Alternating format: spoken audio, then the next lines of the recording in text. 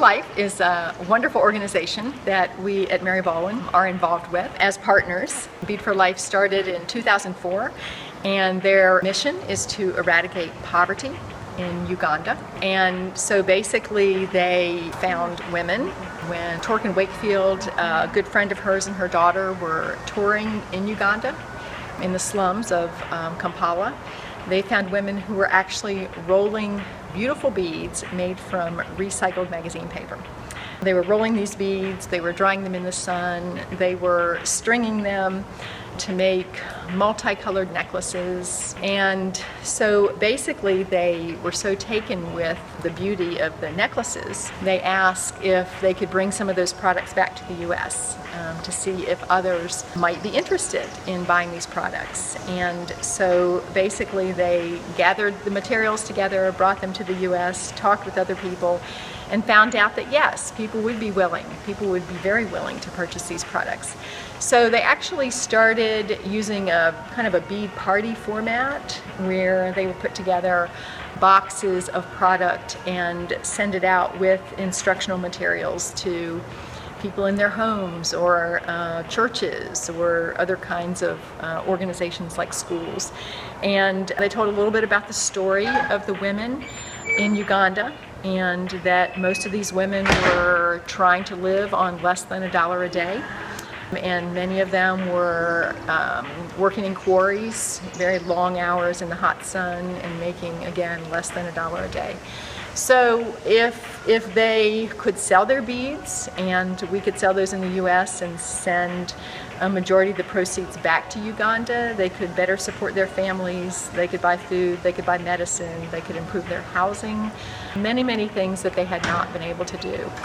And so BeadforLife came to life, and it really caught on.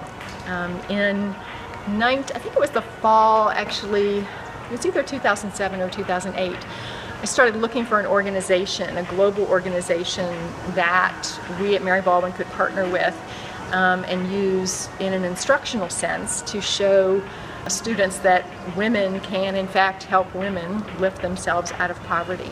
And so I was talking with my colleague Kathy McPherson, and she mentioned a couple of organizations, and BeadforLife was one of them. And so I checked it out, and we started offering the bead parties as both an educational event and incorporated it into my marketing courses in particular. Students really loved the beads when they arrived. They were excited about the prospect of doing this, but once the bead box got here, they really understood truly how beautiful the beads are, and how people would not only buy the beads because they were for a good cause, but also because they were beautiful and they made wonderful gifts. So that's how it all started. So this is one of the products that they have kind of earmarked as a donation product.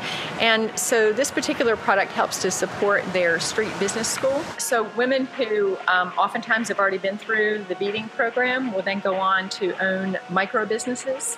And so people who purchase this product, about half of the proceeds from this product go directly to support the business, the street business school. So that is helping women to advance yet another step. They've already been through the kind of your basic bead training. This is the Amara cuff, and actually one year I kind of went a little crazy with these, and so you can see that I purchased many of these in many different colors. And so one year many people that I knew got Christmas presents, got Amara bracelets, and so I still get a lot of demand from friends who are asking where I got my bracelet, and I explain a little bit more about what it is. And so I gave my mother-in-law a red bracelet just like this one for Christmas. And these actually are quite nice. I like them because they're very visible, and they're also very sturdy and quite beautiful. So, and these are also several years old. They came out several years ago, but they have the nice little charm on them, and that also is a conversation item. This is one of the earliest purchases that I made. So this is one of the long necklaces, and as you can see, they started out with almost like a plastic clasp. It's kind of like a plastic screw clasp, And it's not that they were unsturdy, but they were not nearly as sophisticated as the newer clasps. And so I'll just kind of show you a gradual progression. So years ago, this is kind of, again, one of the first purchases that I made. A little bit later on, they went to this kind of a clasp. And I don't know the technical name for this clasp. But then more recently, most of the necklaces that I've purchased have kind of a newer version of the clasp, which in general pretty easy to get on and off, but yet you're not afraid that you're going to lose your necklace. It's very functional, but also feels like a safe kind of clasp. So again, very colorful, very beautiful. One of the best sellers are just the single strand. I had a person who was interested in this because it had Virginia Tech colors, which would be maroon and orange. And for whatever reason, the student who was interested in this never actually stopped by to pay for it and to take it. So I ended up purchasing it because I do know some people that go to Virginia Tech in my family, so I purchased this. But these bracelets are very popular. They're $6 per bracelet, so very reasonable. For years and years and years, they were $5 a bracelet. So just about anybody can afford to purchase one of these for themselves or a friend or a relative. So they are by far our best seller. This is called a Lena 3-strand. This is one of my newer purchases. I bought this last year. I actually bought it to go with my Elements necklace,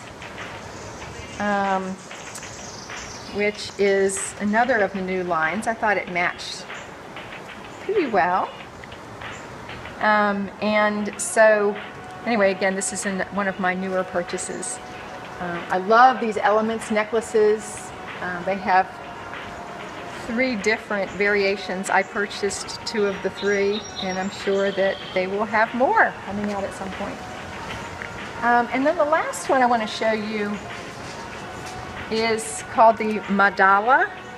And so this is kind of unique. It's got larger beads and is very simple, but yet very striking. Again, it's a good conversation piece. People often will ask you about it, where you got it, and then you can tell them the Bead for Life story. And now there's a necklace which is very similar to this called the Asali, which takes the bigger beads up to about here and then finishes with some smaller black seed beads. And that's very popular as well. That's one of the newer items in their product mix.